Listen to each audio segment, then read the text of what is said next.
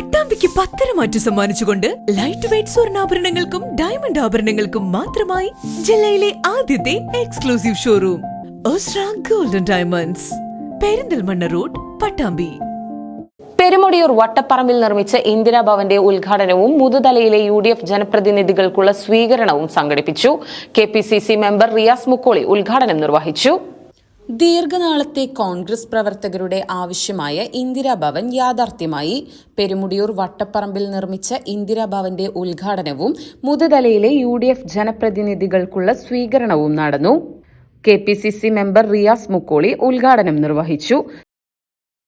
കഴിഞ്ഞ 10 വർഷത്തെ ഇടതുപക്ഷ കിരാത ഭരണവും 65 വർഷത്തെ CPM-ന്റെ കിരാത ഭരണം ഈ പഞ്ചായത്തിലെയും ഒക്കെ ജനങ്ങളെ ഒരുപാട് പാഠങ്ങൾ പഠിപ്പിച്ചു.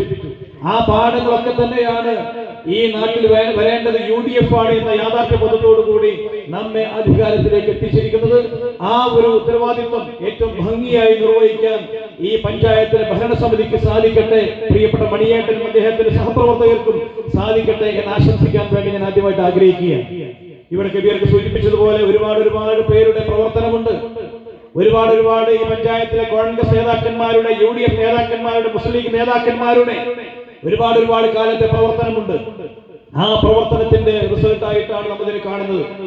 ഒരുപാട് പേരുടെ സ്വപ്നമാണ് നേരത്തെ പറഞ്ഞതിൽ പലരൊക്കെ മരണപ്പെട്ടു പോയിട്ടുണ്ട്.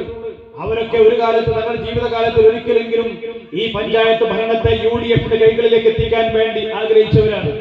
എന്നാൽ അവർക്ക് അത്തരം സ്വപ്നത്തെ യാഥാർത്ഥ്യമാക്കുന്നതിന് മുമ്പ് തന്നെ ഈ ലോകത്തോട് വിട പറയേണ്ടി വന്നു എന്നുള്ളത് നമുക്ക് ഏറ്റവും വലിയ പ്രയാസം ഉണ്ടാക്കുന്ന കാര്യമാണ്. എന്നാൽ അവരും ഈ വിജയത്തിൽ അവരുടെ ആത്മാവും ഇന്ന് സന്തോഷിക്കുന്നു എന്നുള്ളത് ഏറ്റവും അഭിമാനമുള്ള ഒരു കാര്യം തന്നെയാണ്.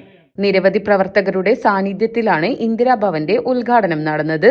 മുതുതല ഗ്രാമപഞ്ചായത്ത് പ്രസിഡന്റ് KP മണി മുഖ്യാതിഥിയായി പങ്കെടുത്തു. DCC executive member KR Narayanaswamy മുഖ്യപ്രഭാഷണം നടത്തി. തുടർന്ന് വേദിയിൽ UDF ജനപ്രതിനിധികളെ അനുമോദിച്ചു.